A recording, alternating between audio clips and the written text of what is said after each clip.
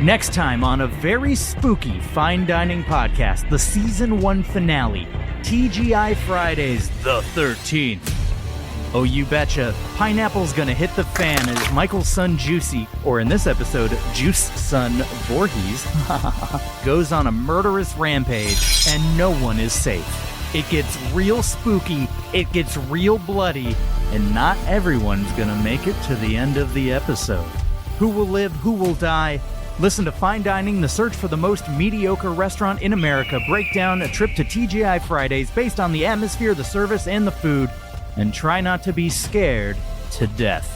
Hear the thrilling finale of Fine Dining, Wednesday, October 25th, wherever you get your podcasts.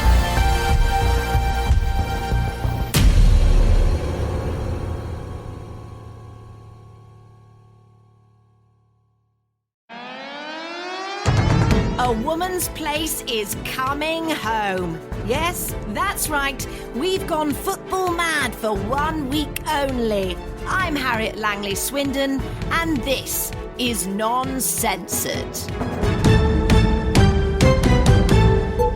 Hello and welcome to another week of Non-Censored, the best bits from this week of my very, very, very, very successful and much listened radio show.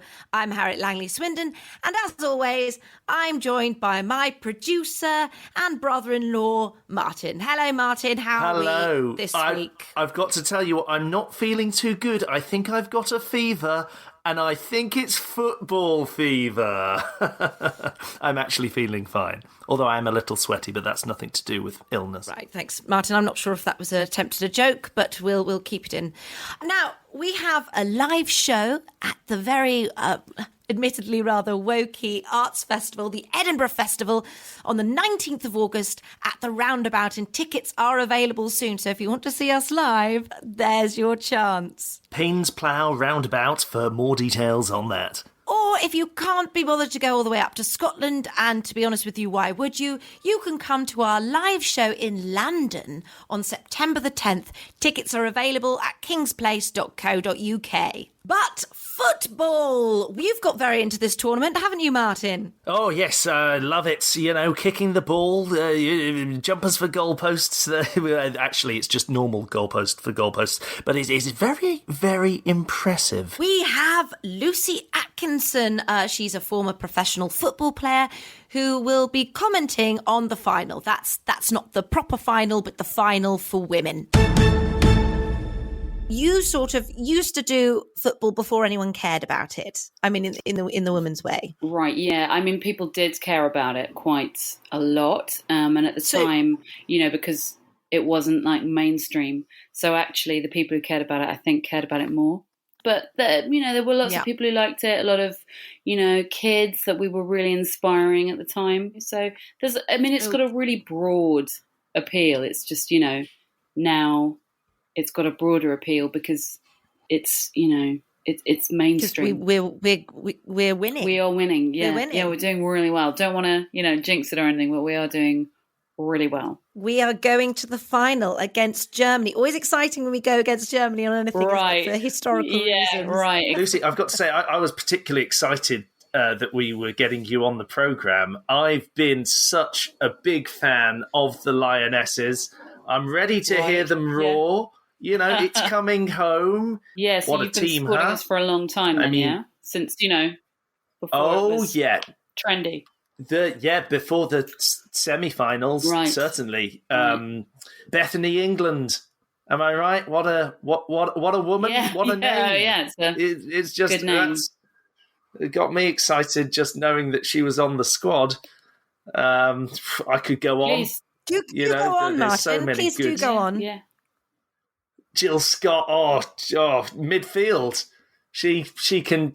Sometimes it's defensive, sometimes it's attacking, but that's the nature of the role when you're in the middle of the field, isn't it? Yeah, you know a lot about football. Then that's great. Beth, you England. mentioned her, yeah. Did I mention she's? What a name. woman. I'm going to be there. Not actually at Wembley, but I'm going to be in front of the television for sure. It's going to be on. I'm going to be watching, or at least listening if I have to work over the Sunday. Yeah, what? I'm going to check in whether we are winning and then I'll switch it on. Right. I would say that, although the winning is really important, and I think that's, a really important thing for us all, I would really encourage you to watch the game, to watch the whole thing, to really get involved in it. Because, the good thing about us getting so far now and people actually being interested in women and football is that, this could be a legacy moment for us, and we could really get people interested, get more girls who want to play football up and in the game, and not having to give up. Because we don't want too many girls doing that, do we? Otherwise, they wouldn't do proper jobs. Right. I mean, it is now a proper job. Obviously, when I was doing it, it was more for the love, because there weren't the opportunities. But I'm really pleased that now, after I've stopped playing, it's getting the attention. Do you think it would be better if when you were playing you were winning, and maybe then people would have cared a bit more? We were doing quite well. It's just it wasn't. We weren't on Sky. We weren't on the BBC. No one was watching us. Sorry, Lucy, would you say a winning woman in football is the equivalent of a man who loses but loses well? Well, what I'd say is that a woman winning is equivalent to a man winning. Really? Yeah, and I'd say, a woman is equivalent to a man. Sometimes they're like, well, all right, if you take 3 of those women, they're worth 1 normal man. 3 of those exceptional women are worth 1 normal man. I would say 3 of those exceptional women are worth 3 of those exceptional men.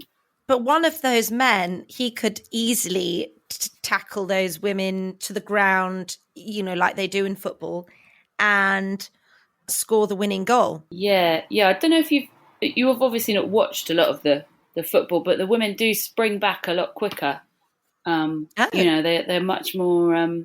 It's actually the men cry a lot more and do a lot more rolling around on the floor in pain. But women, a lot of them have to give birth, so being kicked in the shin isn't really that bad. Has any women given birth on a pitch? Not to my knowledge, but hey, there's a first time for everything, right? And it does feel like something a woman footballer would do, isn't it? Sort of, I'll give birth on a pitch, have a period. Well, I mean, that sort of thing. But they are winning, so I think that's exactly. So I think maybe we can wonderful. Say, periods help you win.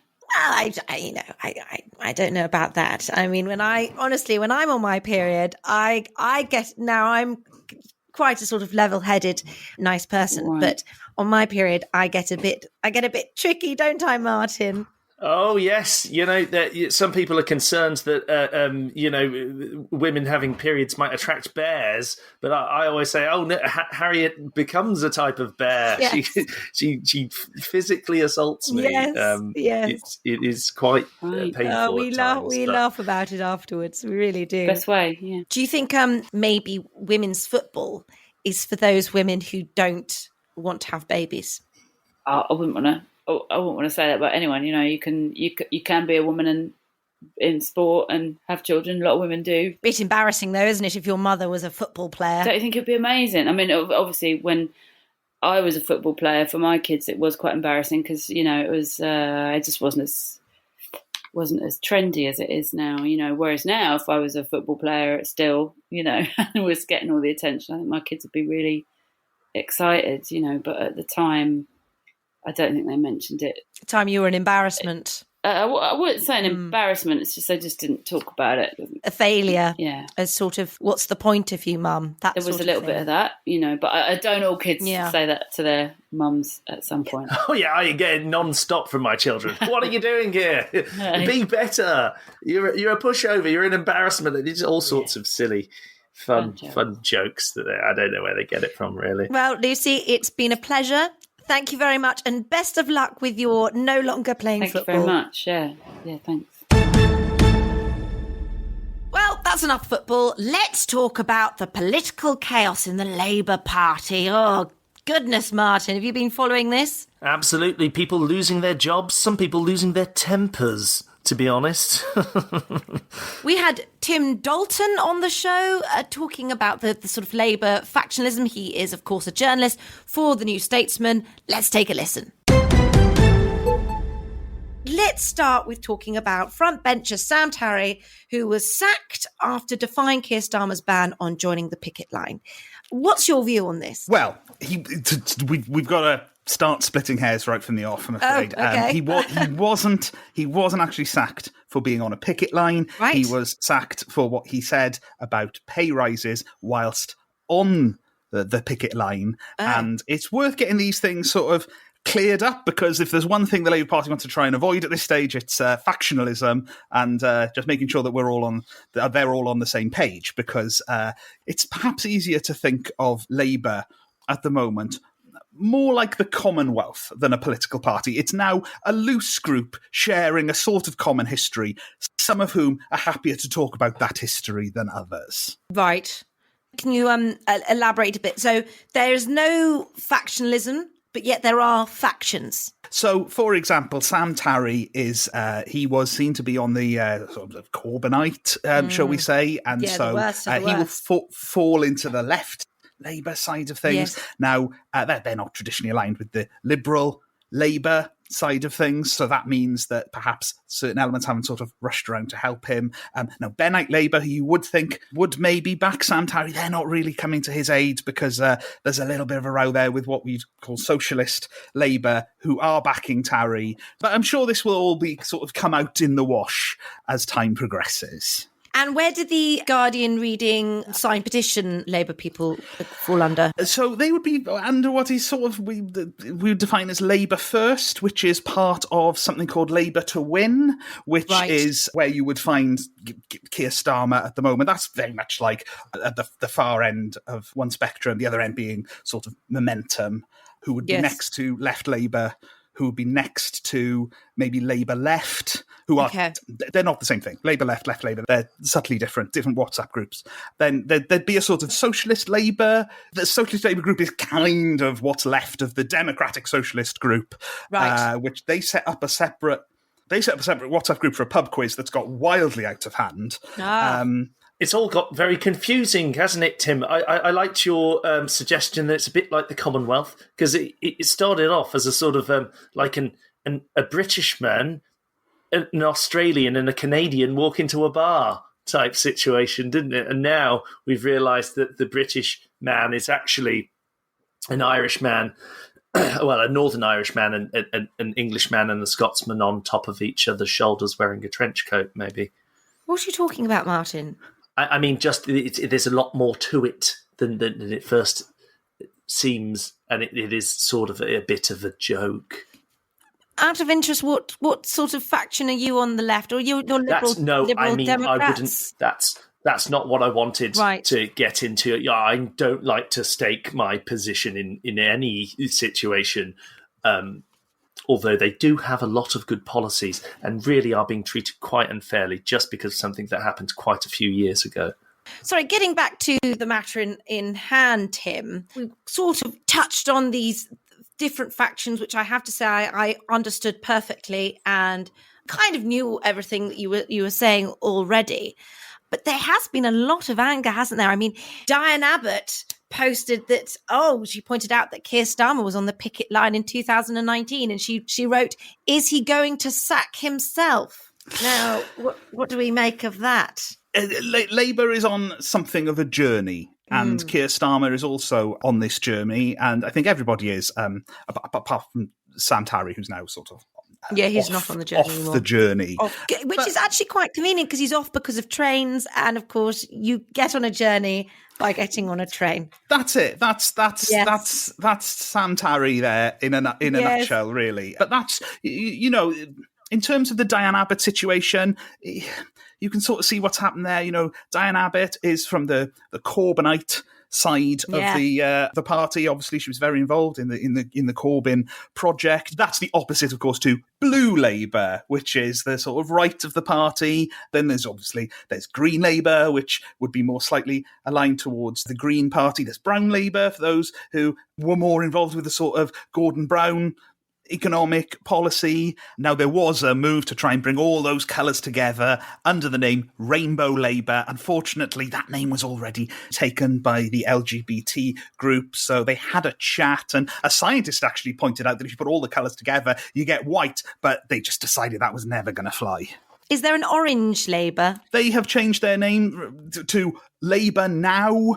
Then there's a group who are trying to sort of coalesce everyone together. They're calling themselves The Labour, like the Batman, I suppose. Yeah. There's a group who want to try and bring in a sort of younger demographic. That's called Labour, isn't it? It was called Child Labour, and someone spotted it. There's Lads Labour. They use Tony Blair's GQ magazine article from the mid-90s as really their touchstone. That's in opposition really to Labour Then, who've got a bit of a Kinnock agenda. Labour Foot First, that's got a sort of donkey jacket vibe to them. Let's Labour, Miliband brackets D, Miliband brackets E. Those are factions that have been sort of hanging around for a while now. I think one of them's only got like one person left in it. Can't believe it's Labour.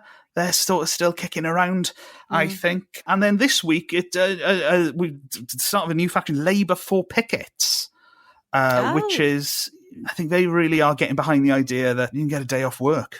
And Tim, do these different factions, do they ever sort of have a fight to the death or have an underground match where they throw things at each other? Or are they quite respectful? There's an attempt to be quite respectful in amongst these factions. I think it's like all these things, is that people will move from group to group. Some will coalesce. I think there was a while, for example, where Let's Labour and Labour Now sort of came together. What this is all about, I think, is, this week, Keir Starmer is trying to sort of put a line under some of this and move forward. So that's the challenge for him, is that, he's not just the leader of Labour First, which is part of Labour to Win, or Labour to Win, which is part of Labour First. He's not just the leader of that, he is the leader of the Labour Party, so he needs to bring all these groups together under one concise banner. Right. Well, I mean, it sounds like he should get a grip, because it sounds very easy to do. Tim, thank you for coming on the show. Thank you for having me. And, of course, on the show, we had Eshaan Akbar, and he put through a rather provocative argument this week, didn't he, Martin? But I think pretty compelling. Absolutely. It was certainly a hot and spicy take, although I feel it may be cold and bland by the time the winter comes, if you know what I mean. No, I don't know what you mean, Martin. You've really got to stop being so cryptic. Anyway, here is Eshaan Akbar with his hot and spicy takeaway of the week.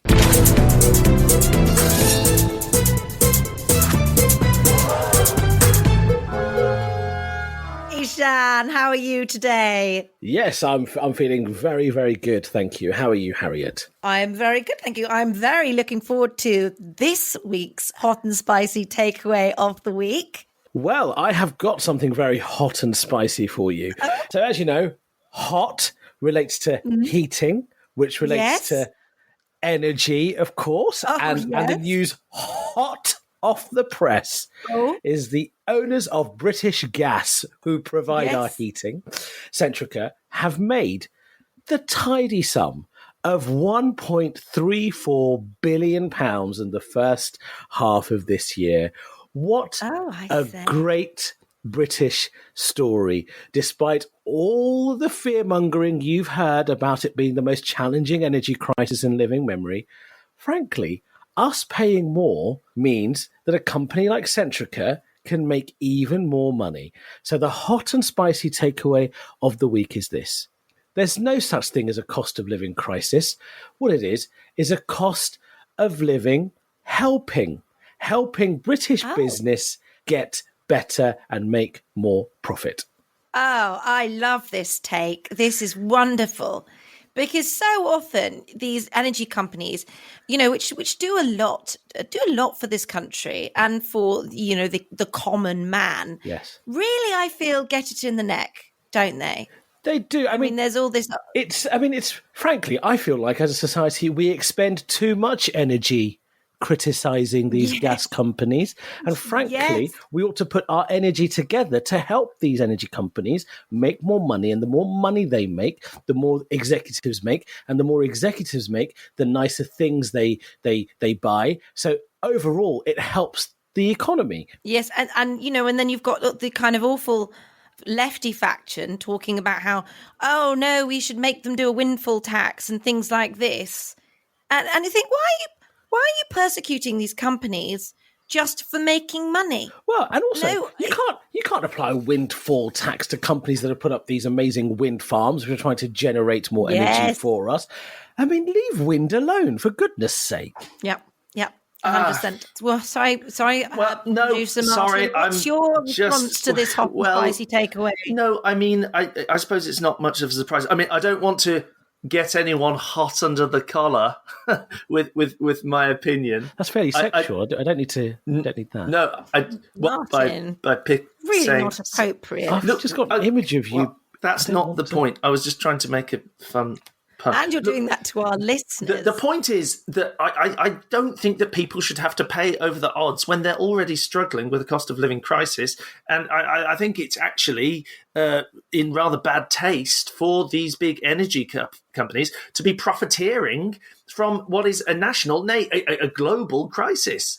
I mean, surely... there's no crisis. They've made 1.34 billion. I mean, for goodness sake. Yes, they're not in crisis. Frankly, Martin... They're doing wonderful work. Centrica, tip of the iceberg. This company in Spain made 2.2 billion. So, frankly, the crisis is they haven't made enough. I think it's interesting that you mentioned the iceberg because, of course, one of the great casualties, apart from all the people struggling to heat their houses and to afford the food that they put on the table, is of course the climate crisis, ongoing for disaster. Goodness sake! Do you know what? Every time we do a hot and spicy takeaway, I think, is Martin going to bring up the environment this time? If Martin was on the Titanic, he wouldn't have been crying for the people that died on the Titanic. He'd be crying for the bloody iceberg. Yes, yes, exactly. Or he'd be going, no, it's too hot. There is no iceberg. I wouldn't. Yes, it's not a partisan statement to say that there is an ongoing climate crisis. I just don't know why the things that are actually... It can't be a crisis if you can go to the park with your friends and have some ice lollies and some lovely wine and some picnic goods in the beautiful weather, the nice and hot and sunny. I don't want to get... Harriet, he always does this. He drags me into a climate conversation. Yes. Okay. I know. I'm really sorry. It's just awful. I can move on. And but also, producer Martin, can I just say, you talk about, cost of living. It's been really nice weather. And as a result, people haven't had to use their heating. Exactly. So if anything, this so-called climate crisis is easing the so-called living crisis. Absolutely. I mean, there's yes. balance for each one. Of course, there will be more air conditioning units used. And here's the thing, spending producer more money Martin. on their refrigeration and air conditioning units don't use energy, Martin. You just switch it on and it does a fan. It uses the air. And also, when it's incredibly hot, people don't have to layer up as much, so they wear less clothes. Less clothes mean less clothes being made, which means less clothes being transported around the world. Therefore, we're contributing to less energy being expended. Actually, frankly, if you believe in the climate crisis, it's a good thing because it makes people behave better and consuming less energy. This is absolutely brilliant. Yeah. I don't think people sell their clothes when they're not using them. You know, I mean, just because it's a hot day, you don't actually, Martin, you can. What you do is I go to this secondhand designer clothes shop and I say, how much can you give me for this dress? Yeah. And if they say that dress has a mark on it, I go, there is no mark. Oh, there is no mark. See, I have seen you wear the dress and give me money. I've seen you. Oh, I see. Because your sister doesn't go to the secondhand place. She definitely wears prime designer. I've seen. No, she's. Eshaan, I don't wear second-hand clothes. Oh. I go to the second-hand clothes shop to give my old clothes to the second-hand clothes shop so they can give me money. Okay. I think to sell for me. I mean, Harriet, even though you're obviously on one side of the debate, I think it is to be encouraged that you are involved in the second-hand refurbished clothes sector. You're giving to something that will eventually help stop climate change. Yes. In your small strange. Well, you know, way. Martin, that's why I do it, and so that they will pay me money so I can sell off the clothes I no longer like to wear anymore. Well, my question would be, is there a better way in which we could get these very rich energy companies to do something similar, to donate some of the, the products that they're done with? They've got so much money. Are you proposing that any companies go to second-hand shops and go, oh, here's some gas. Oh, here you go. And they pass the gas. They're not charities, Martin. They're businesses. They don't have a cost of living crisis at all. Yes, exactly. They're not having a cost of living crisis. So is it really a cost of living crisis? So just to get this straight, the idea is that anyone struggling with the cost of living crisis should just maybe earn more money. Yes. By charging more for their services. This is what I keep saying. Just get a better job or just charge people things. Here's another option. If you're unable to earn more money, whatever money you do have, spend more of it because it's good for Britain. It contributes to our GDP growth. Yes, it contributes to the economy. It's better to be poor in Britain. You know, I come from an immigrant background, and let me tell you, my parents would rather be poor here than anywhere else. And that's why we have to send, not yourself, of course, Eshaan, but that's why we have to send these immigrants away, because they keep wanting to be pushed. I was born here, so you can't send me anywhere, really. Were you? Yes, I was born here. I was born in London. Where? London, England. Oh, that's quite unique, isn't it? I mean, it's not that unique.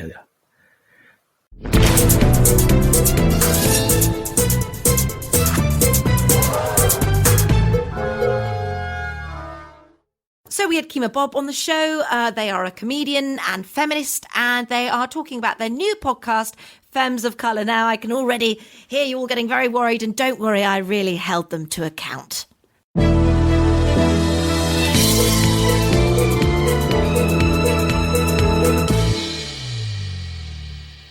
Kemah, welcome to the show. Oh, thanks for having me. It's, I just glad to be here, I think. Yes, I'm sure you are. It's always nice to help with exposure for sort of young, new sort of comics, I guess. I don't know. Now, you've launched a Femmes of Colour podcast. Why? That's a beautiful question. Thank you for asking. Thank you. Well, initially, the Femmes of Colour Comedy Club was a live night, and we've taken that live night and basically recorded it, edited it down so that we can share it with a larger audience of people. I think community is really important, and now we have the opportunity to extend our community of mostly queer and Black and brown people to beyond who can come down to London and who can afford the gig, just kind of opening the arms of the community to an audience that is beyond London, beyond the UK. Yeah, and just making it more accessible and sharing the love. But you say accessible, it doesn't sound very accessible. What about the white women? What about the white men? What about the straight people? I mean, isn't this sort of discrimination, really? Well, the thing is, white people are definitely welcome. I welcome white money to pay for white tickets. I welcome white listeners to, listen with their white ears. So white people are definitely invited into the party. It's just important that they understand that their feelings will not be prioritized in the space, which is, I think, a fun change for white people in a comedy space. But you're taking away their voices. They're becoming the voiceless, aren't they? I mean, well, they can still... How is that? That when you take away people's voices, that's what happens in 1984. I mean, is this what you're doing? Yeah, I am essentially George Orwell now. Yes. I feel like the white voices, they can still laugh and they can clap, but they are not allowed to be on stage. Like a little monkey. which is fun because I think historically, in racist terms, black people have been referred to as monkeys, but now it's white people, and that's fun. But the racism stopped now. We've cured that. So why are we trying to now reverse it and be racist towards white people? That's fun. I actually don't believe in reverse racism. I think it's a myth. Yeah, I think it's reverse racism is like the boogeyman. It's not a thing, actually. And like structural racism. Another myth. Well, we have facts and figures to show that that's a thing. But I think reverse racism is largely rooted in fear, and I don't think it's an actual danger to white people's like health or well-being. Just like one comedy night not centering them would also not be detrimental to white people, but might actually be quite healing and inviting and welcoming to other communities that usually aren't centered in most comedy spaces. But I'm going to pick you up on that, actually, because there are facts to show that reverse racism exists. Oh, great! If you go on, there's would you mind a very good sharing some with me? Sure. Martin, do you have them to hand? I get very nervous when people talk about racism, as you both well know. But I think I do have something that could sort of tie together what you're both talking about, which is people losing their voices, especially the white community, feeling like they can't talk. And because in season 4, episode 10 of Buffy the Vampire Slayer, exactly what happens. I mean, the creepy gentlemen steal the voices of the largely white population of Sunnydale. And in that particular occasion, the only way that they can regain their voices is by smashing the small box in which their voices are kept. So that might be something that's relevant to maybe that's something you could talk about in feminism. Us white people, we need to smash a box. Well, it's all find some kind of vampire slayer, as Sarah Michelle. Do you think it was a metaphor then, that episode? Because I think that's season 4. Yes. And there is one black man, and he's quite annoying. Not because he's black. I want to make that clear. But maybe that sort of fits into. He's friends with Riley, and Riley's not very interesting. And I think it's more to do with their friendship as to why he doesn't come across well, rather than a racial. Great. This has been super enlightening for me.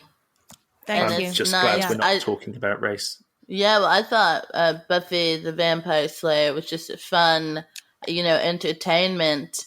But turns out it's a whole metaphor for white existence. There's a lot more to it. That's pretty huge. It's pretty. I mean, it's because you see our voices are so oppressed. I think often we have to resort to speaking through art, be it Buffy the Vampire Slayer or the Generation Game. All sorts of things. Right now, you guys, I assume white, we're talking so much and no one silenced you. And I think that's a great example of there are loads of spaces for white people to speak. What I've just done is created one where they don't. Yes, but Kemah, that does make people feel bad. That makes me feel bad. I'm so sorry. So I think maybe what makes me feel bad? Being excluded and tokenized and, facing racism in different forms and also misogyny and homophobia, etc. Having my identity called into question, those kind of things make me feel bad. But I think in an interesting way. But it's not as big as me feeling bad. I think so if we're doing a scale, who's feeling the worst? Yes, I think it's me. I think I'm sort of 8 out of 10. I think yours is sort of 3.5. Yeah, that's your scale. I think we just need to marginalize it a bit. Put it into margins. I think what's interesting is there's nothing that says that people shouldn't ever feel bad. So I think the fact that you feel a bit bad now, might be okay. Like, maybe it's good for you to feel bad sometimes. Is it? I mostly feel terrible a lot of the time, actually. Yeah, I think we need a range of experience as a human being. So, sometimes it'll make when you feel good feel even better if you occasionally feel bad. I don't know. This is just reminding of me. I don't know if you remember Britain's Got Talent. They did this sort of dance thing, and it was to do with sort of Black Lives Matter. And I just thought, why you're bringing this here? You're ruining my evening. I mean, I don't, I don't want this to be a sort of therapy session for me, but it has been tough for me over the past 2 years or so. Yeah, it does sound like it's been a very, very tough time for you specifically. Yeah. I mean, I would say that it's been maybe a harder time for, Black and brown people for more than the past 2 years. I would say for, I don't know, like hundreds, it's been kind of tough. But I'm glad that you're doing what you can to take care of yourself. And also, if you're talking about the past, can I just say, yes, racism was very bad, but you have to remember that Britain, we stopped slavery. We did that. Great so, work. Let's just keep that in mind. We stopped that. It's always good to stop what you start. It's always good to stop what you start. Martin? Yeah. Oh, yes. I was just going to say, first of all, thank you again so much for coming on the show. I'm a very big fan. I listen to The Guilty Feminist, and your work on there is wonderful. I actually have my own little game here that I've devised that I thought I could play with you, because obviously in The Guilty Feminist, you start with, I'm a feminist, but... And then you say what your sort of toxic trait is, and you talk around it. So I thought up some femme of colour traits. Of course, there aren't any people of colour in the non-censored team, and the only woman involved is Harriet. Well, so Eshaan, we have Eshaan as our diversity but he hire. Doesn't really respond to my text messages, so he didn't want to join in on that. So I've put myself in the position of a femme of colour, an honorary femme of colour, if you don't. And I thought I'd just read them out, and you could tell me whether it's toxic or non-toxic. Great. Okay, so here we go. I'm a femme of colour, but if the Jehovah's Witnesses call, I pretend that I'm not home. I think that's kind of universal. Yeah, that's an acceptable thing, because it can be a bit intimidating, and once you've let them in, they're coming back every week, aren't they? I open the door and tell them to get I've got another one here. I'm a femme of colour, but even though my hair is very lovely, I will not let other people touch it. That's fun. See, I guess the thing is with the Guilty Feminist, when you do I'm a feminist, but generally you try to make them funny. And I think that's all that's missing here. It's just a bit of humor. I've got one. I'm a femme of colour, but I once pushed Noel Edmonds down just the last step as he's walking down some steps. That's actually a true story. I saw him. I just gave him a little nudge. Wait, he wasn't injured. Yes, I did. Were you in the character of a femme of colour then? I was just remembering something funny that happened because I thought you'd like it, and then I thought, would I have done that if I was a femme of colour? And I thought, you know what, I probably still would. That's fun. Well, that was interesting, Martin. Thank you. Oh, thank you, Kemah. Thank you. Martin kindly touched on the Guilty Feminist there. Why aren't women funny? That's a powerful question. I think it's because I think we're thinking about periods and things. Sorry, my little lady brain is so lost in the complexities of this question. I think what's challenging is I don't know. I think a better question is, why can some people not hop into the experience of women that do comedy? I feel like a better question is, why do people automatically give men the benefit of funny? It's like the benefit of the doubt, but it's like the benefit of hilarity. I think we're socialized to view, bassy male voices as authoritative. And I think that, quite frankly, women are hilarious. Non-binary people are hilarious. Trans people are hilarious. And I think we just need to open our ears and open our hearts to other perspectives. And I guess the question is, why are people still laughing at men telling toilet jokes about how their wife wants to with the door open? Why are we still laughing at that? I feel like you gave me quite a lot of questions there, and actually I ask the questions. Oh, is that how this works on this platform? That's it tends to be one way. I sort of slightly resent all that. There was quite a lot of questions, and I found actually a lot of them quite attacking. I've just got to say, I find women and non-binary people and transgendered people I think they can be funny. I haven't laughed at a man for some time. Good job, Martin. Thank you. So we must wrap up, but how would you feel if I started a Femmes of No Colour podcast? A lot of those do exist. They're not called that, but there are plenty podcasts out there that don't feature people of color.